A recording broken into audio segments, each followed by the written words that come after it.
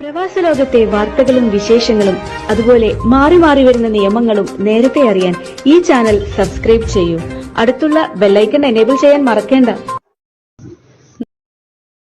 നമസ്കാരം. ഒമാൻ വാർത്തകളിലേക്ക് സ്വാഗതം. ഇന്ന് 2025 ജൂൺ 23 തിങ്കൾ. പ്രധാന വാർത്തകൾ. ഇറാനിൽ നിന്നും ഒഴിപ്പിക്കൽ പദ്ധതിയുടെ 6ാം ഘട്ടത്തിൽ 51 ഒമാനി പൗരന്മാരെ കൂടി തിരിച്ചെത്തിച്ചതായി വിദേശകാര്യ മന്ത്രാലയം അറിയിച്ചു. 28 ഒമാനി പൗരന്മാരെ ഇറാനിലെ ബന്ദർ അബ്ബാസ് തുറമുഖം വഴി ഗസബ് തുറമുഖത്തേക്കും 23 പൗരന്മാരെ തുർക്കി വഴി മസ്കത്ത് അന്താരാഷ്ട്ര വിമാനത്താവളത്തിലേക്കും വിജയകരമായി എത്തിച്ചതായും മന്ത്രാലയം വ്യക്തമാക്കി. മറ്റു രാജ്യങ്ങളിൽ നിന്നുള്ള വിദേശ പൗരന്മാരെയും ഒമാൻ തിരിച്ചെത്തിച്ചിട്ടുണ്ട്. ഇവരെ തിരിച്ചറിഞ്ഞതായും വിദേശകാര്യ മന്ത്രാലയം അറിയിച്ചു. അതേസമയം ടെഹ്റാനിലെ ഒമാൻ എംബസിയും ബന്ധപ്പെട്ട പ്രാദേശിക അധികാരികളും ചേർന്നാണ് പ്രവർത്തനങ്ങൾ ഏകോപിപ്പിക്കുന്നത്. വിദേശത്തുള്ള പൗരന്മാരെ സംരക്ഷിക്കുന്നതിന് അതത് രാജ്യങ്ങളുമായി സഹകരിച്ച് അവരുടെ സുരക്ഷിത തിരിച്ചുവരവ് സാധ്യമാക്കുമെന്നും മന്ത്രാലയം വ്യക്തമാക്കി. 3ാമത് എഡിഷൻ ജബൽ അക്തർ ടൂറിസം ഫെസ്റ്റിവലിന് അടുത്ത മാസം 15-ന് തുടക്കമാകും. ഓഗസ്റ്റ് 30 വരെ തുടരും. ദാഖ്ലിയ ഗവർണറേറ്റ് ആണ് ഫെസ്റ്റിവൽ ഒരുക്കുന്നത്.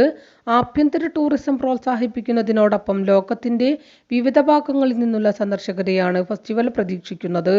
പരിപാടിയുടെ മുന്നൊരുക്കങ്ങൾ ജബൽ അക്തർ വാലി Sheikh Sultan bin Mansoor Al ഗുഫൈലിയുടെ കാർമ്മികത്വത്തിൽ നടന്ന യോഗത്തിൽ വിലയിരുത്തി.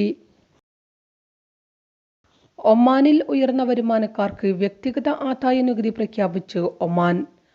ആദായനികുതി സംബന്ധിച്ച് സുൽത്താൻ ഹൈതം ബിൻ താരിഖ് രാജകീയ ഉത്തരവ് പുറപ്പെടുവിച്ചു. 42,000 റിയാലിന് മുകളിൽ വാർഷിക വരുമാനമുള്ള വ്യക്തികൾക്ക് 5% നികുതി ചുമത്തുമെന്ന് ഉത്തരവിൽ പറയുന്നു.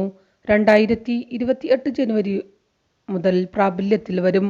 നേരത്തെ നിരവധി ഘട്ടങ്ങളിലായി ചർച്ചകൾ നടക്കുകയും കരട് തയ്യാറാക്കുകയും ചെയ്ത നിയമമാണ് പ്രാബല്യത്തിൽ ആകുന്നത്. വ്യക്തിഗത ആദായനികുതി നിയമത്തിന്റെ കരട് ശുപാർശകൾക്ക് ഒമാൻ സ്റ്റേറ്റ് കൗൺസിലും മജ്ലിസ് ഷൂറയും അംഗീകാരം നൽകി അന്തിമ അംഗീകാരത്തിനായി സമർപ്പിച്ചിരുന്നു.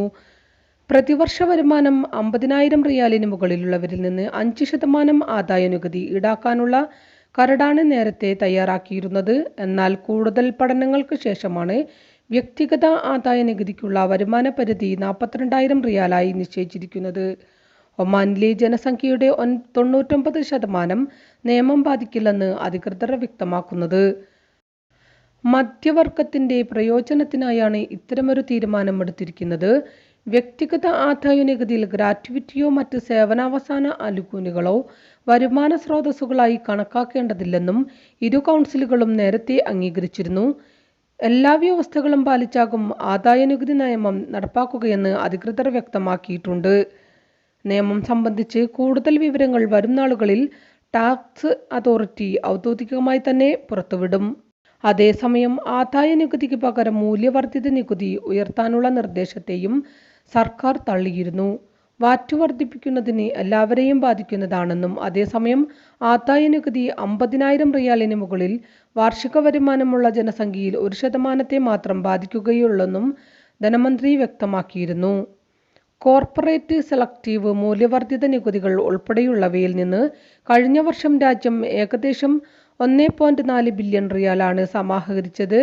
അതേസമയം വ്യക്തിഗത ആദായനികുതി നടപ്പാക്കുന്നതിന് അന്തിമ തീരുമാനത്തിന് സുൽത്താന്റെ അംഗീകാരം കൂടി ലഭിച്ചതോടെ ആദായനികുതി ഏർപ്പെടുത്തുന്ന ആദ്യ ഗൾഫ് രാജ്യമാകും ഒമാൻ.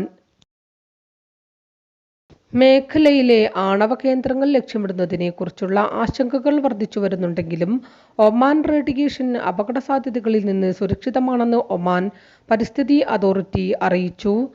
ദേശീയ പരിസ്ഥിതി സുരക്ഷാ ചട്ടക്കൂടിന്റെ ഭാഗമായി ബന്ധപ്പെട്ട അധികാരികളുമായി എടുത്ത ഏകോപനത്തോടെ പ്രവർത്തിപ്പിക്കുകയും സാഹചര്യങ്ങൾ സജീവമായി നിരീക്ഷിക്കുന്നുണ്ടെന്നും അതോറിറ്റി ഔദ്യോഗിക പ്രസ്താവനയിൽ പറഞ്ഞു.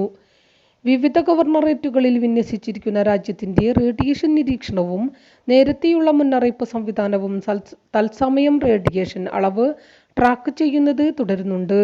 നിലവിലെ ഡാറ്റയിൽ അസാധാരണമായ വായനകളോ പാരിസ്ഥിതിക തടസ്സങ്ങളോ കാണിക്കുന്നില്ല. GCC രാജ്യങ്ങളിലൊന്നിലും ഇതുവരെ അസാധാരണമായ റേഡിയേഷൻ അളവ് കണ്ടെത്തിയിട്ടില്ലെന്ന് GCC ജനറൽ സെക്രട്ടേറിയറ്റ് വ്യക്തമാക്കി. ഇറാനിലെ ആണവ കേന്ദ്രങ്ങളിൽ US നടത്തിയ വ്യോമാക്രമണത്തെ തുടർന്ന് റേഡിയോ ആക്റ്റീവ് മലിനീകരണ ഭീതിക്കിടെയാണ് GCC ജനറൽ സെക്രട്ടേറിയറ്റിന്റെ വിശദീകരണം. പരിസ്ഥിതി വികിരണ സൂചകങ്ങൾ ഇപ്പോഴും സുരക്ഷിതവും സാങ്കേതികമായി അനുവദനീയവുമായ നിലവാരത്തിലാണെന്ന് GCC എമർജൻസി മാനേജ്മെന്റ് സെന്റർ വ്യക്തമാക്കി. അംഗരാജ്യങ്ങളുമായി ഏകോപിപ്പിച്ച് മുൻകൂർ മുന്നറിയിപ്പ് സംവിധാനങ്ങൾ വഴി തുടർച്ചയായി സാഹചര്യങ്ങൾ വിലയിരുത്തുന്നുണ്ട്. നിരീക്ഷണം തുടരും. Indian social club Salalah Indian എംബസിയുമായി സഹകരിച്ച് സലാലയിൽ യോഗ ദിനാചരണം സംഘടിപ്പിച്ചു. ക്ലബ്ബ് ഹാളിൽ നടന്ന യോഗ ദിനാചരണ പരിപാടികളിൽ നൂറുകണക്കിന് ആളുകൾ സംബന്ധിച്ചു. യോഗ പരിശീലിക്കുന്ന വിവിധ ഗ്രൂപ്പുകളിലെ സ്ത്രീകളും കുട്ടികളും വിവിധ രാജ്യക്കാരും യോഗ ദിനാചരണ പരിപാടികളിൽ പങ്കാളികളായി. ഇറാനെതിരെ US നടത്തിയ വ്യോമാക്രമണങ്ങളെ ശക്തമായി അപലപിച്ച് ഒമാൻ. ഇറാനിൽ അമേരിക്ക നടത്തിയ നേരിട്ടുള്ള ആക്രമണങ്ങളെ തുടർന്നുണ്ടായ സംഘർഷാവസ്ഥയിൽ ഒമാൻ ആശങ്ക പ്രകടിപ്പിച്ചു. സംഘർഷം ഉടൻ കുറയ്ക്കണമെന്നും വിദേശകാര്യ മന്ത്രാലയം പ്രസ്താവനയിൽ ആവശ്യപ്പെട്ടു. അമേരിക്ക സ്വീകരിക്കുന്ന നടപടികൾ സംഘർഷത്തിന്റെ വ്യാപ്തി വർദ്ധിപ്പിക്കുമെന്നും പ്രാദേശിക അന്തർദേശീയ സ്ഥിരതയ്ക്ക് ഗുരുതരമായ ഭീഷണി ഉയർത്തുമെന്നും ഒമാൻ പറഞ്ഞു. ഇത്തരം സൈനിക നടപടികൾ അന്താരാഷ്ട്ര നിയമത്തിന്റെയും ഐക്യരാഷ്ട്രസഭയുടെയും ചാർട്ടറിന്റെയും ഗുരുതരമായ ലംഘനമാണ്. അന്താരാഷ്ട്ര പ്രോട്ടോക്കോളുകൾക്ക് അനുസൃതമായി അന്താരാഷ്ട്ര ആണവോർജ ഏജൻസിയുടെ മേൽനോട്ടത്തിലും സമാധാനപരമായ ആവശ്യങ്ങൾക്കായി ആണവ പരിപാടികൾ വികസിപ്പിക്കുക എന്നത് നിയമപരമായ അവകാശമാണെന്നും ഒമാൻ കൂട്ടിച്ചേർത്തു. മേഖലയിലെ സംഘർഷങ്ങൾക്കിടെ ഒമാൻ ഭരണാധികാരി Sultan Haitham bin Tariq, French president Emmanuel Macron, UK പ്രധാനമന്ത്രി കെയർ സ്റ്റാർമർ, ഈജിപ്തിന്റെ president Abdul Fattah Al Sisi എന്നിവരുമായി ഫോണിൽ സംസാരിച്ചു. ഇറാനും ഇസ്രായേലും തമ്മിലുള്ള അപകടകരമായ സംഘർഷം, ആക്രമണങ്ങളുടെ വർധനവ്, അടിസ്ഥാന സൗകര്യങ്ങളും സിവിലിയന്മാരിലും അവ ചെലുത്തുന്ന ആഘാതം, മുഴുവൻ മേഖലയുടെയും സുരക്ഷയെയും സ്ഥിരതയെയും ബാധിച്ചേക്കാവുന്ന പ്രത്യാഘാതങ്ങൾ എന്നിവ നേതാക്കൾ ടെലിഫോൺ സംഭാഷണത്തിൽ ചർച്ച ചെയ്തു. ഇറാനിലെ സ്ഥലങ്ങളിൽ അമേരിക്ക നടത്തിയ ആക്രമണങ്ങൾ കൂടുതൽ സംഘർഷത്തിലേക്ക് നയിക്കുമെന്നും നേതാക്കൾ അഭിപ്രായപ്പെട്ടു.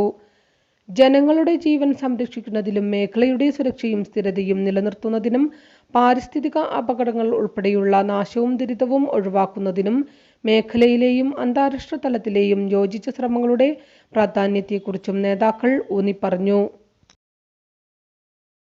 ഒമാനിലെ വടക്കൻ ഷർഖിയ ഗവർണറേറ്റിലെ ഇബ്ര വിലായത്തിൽ മയക്കുമരുന്നുമായി സ്വദേശിയെ അറസ്റ്റ് ചെയ്തതായി റോയൽ ഒമാൻ പോലീസ് അറിയിച്ചു. വടക്കൻ ഷർഖിയ ഗവർണറേറ്റ് പോലീസിന്റെ നേതൃത്വത്തിലുള്ള anti narcotic and psychotropic substances ഡിപ്പാർട്ട്മെന്റാണ് ഇയാളെ പിടികൂടിയത്. വലിയ അളവിൽ hashish, crystal meth, morphine, marijuana, psychotropic ഗുളികകൾ, മയക്കുമരുന്ന് സാമഗ്രികൾ എന്നിവ ഇയാളിൽ നിന്നും പിടിച്ചെടുത്തു. പ്രതിക്കെതിരെ നിയമ നടപടികൾ പൂർത്തിയായി വരികയാണെന്നും പോലീസ് പ്രസ്താവനയിൽ അറിയിച്ചു. തെക്കൻ ബാത്തിന ഗവർണറേറ്റിലെ ബർഖ വിലായത്തിൽ വെയർഹൌസിന് തീപിടിച്ചു. വ്യാവസായിക മേഖലയിൽ ഇന്നലെ രാവിലെയാണ് സംഭവം. Batinah governorate unit, civil defence and ambulance authority, അഗ്നിശമന സേനാംഗങ്ങൾ എത്തി തീ നിയന്ത്രണ വിധേയമാക്കി. ഏറെ സമയമെടുത്താണ് തീ പൂർണ്ണമായും അടച്ചത്. സംഭവത്തിൽ ആർക്കും പരിക്കേറ്റിട്ടില്ല. നിരവധി സാധനങ്ങൾ കത്തിനശിച്ചു. വൻ നാശനഷ്ടമാണ് കണക്കാക്കുന്നത്. അപകട കാരണം വ്യക്തമല്ല. തീപിടുത്തത്തിന് പിന്നാലെ പ്രദേശത്ത് ആകെ പുക നിറഞ്ഞിരുന്നു. മസ്കത്ത് പഞ്ചവാദ്യ സംഘം കോർഡിനേറ്ററും 20 വർഷത്തിലേറെയായി സംഘത്തെ നയിച്ചിരുന്ന മനോഹർ ഗുരുവായൂരിന് ഊഷ്മളമായ യാത്രയയപ്പ് നൽകി. ഒമാനിലെ നിരവധി സംഘടനകളിലെ പ്രതിനിധികൾ, പ്രമുഖ വ്യക്തിത്വങ്ങൾ, സാമൂഹിക സാംസ്കാരിക വാർത്തകർ, മസ്കത്ത് പഞ്ചവാദ്യ സംഘം കലാകാരന്മാർ, കുടുംബാംഗങ്ങൾ തുടങ്ങിയവർ പങ്കെടുത്ത ചടങ്ങിൽ ആശാൻ തിച്ചൂർ സുരേന്ദ്രൻ ഉപഹാരം നൽകി ആദരിച്ചു. ഇതോടുകൂടി ഇന്നത്തെ വാർത്തകളും വിശേഷങ്ങളും ഇവിടെ അവസാനിക്കുന്നു. കൂടുതൽ വാർത്തകളും വിശേഷങ്ങളുമായി നാളെ കാണാം. നന്ദി, നമസ്കാരം.